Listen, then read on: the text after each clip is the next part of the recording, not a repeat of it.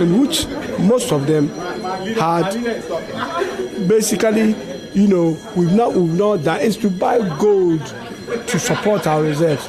Think about it. All the countries we go and borrow money from, dollars, euros, and what have you. These countries, most of them are not really producers of gold, but they buy our gold to support their currency in terms of reserve. But Ghana, one of the major producers of gold in the world, never had gold back in its currency. This is not a record sign.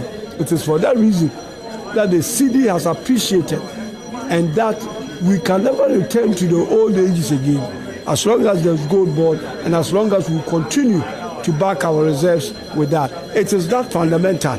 And it beggars belief that for 70 years we have not done this.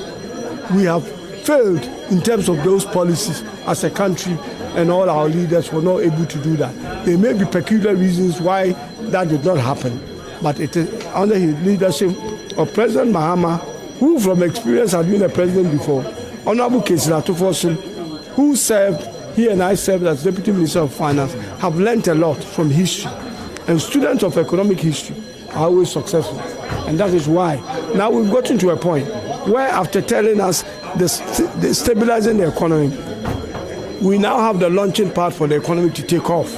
And the taking off is growth. And this time around is going to be a growth that is job related, because you're not going to have growth that there are no jobs.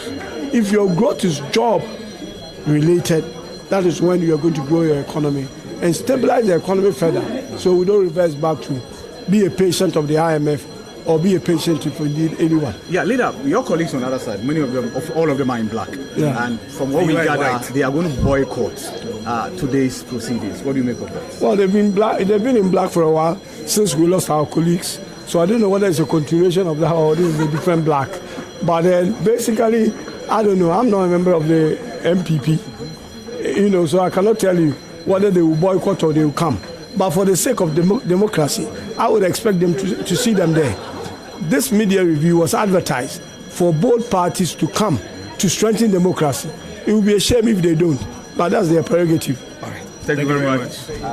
Thank you. That was Honorable George Kwekwe-Higan, who is the Deputy Majority Leader in the House. He's been sharing his thoughts ahead of the Finance Minister's presentation for the 2025 Media Budget Review in Parliament. I still have here my colleague George. We've been speaking with both MPs, but George, we've not been able to speak to a lot of the minorities out of them.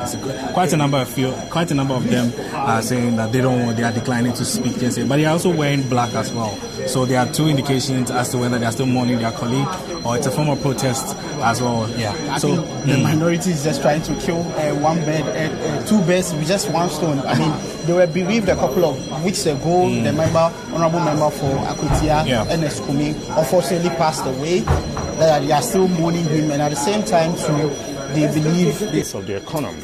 You are talking about the CD strength on the horizon.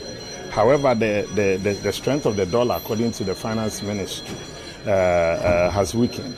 But the prices of goods and services are still the same, and in some instances even higher. So it looks more artificial, and it's not a normal trend and situation that we are experiencing. My understanding is that economics must make sense. Pocket economy is what we're talking about. People are feeling the pinch at the pump. We've had several increases as far as tariffs are concerned. Last year, the whole of last year, electricity was increased by just 11% by the Kufuor administration. Today we are in July. It's been increasing almost 17.25%.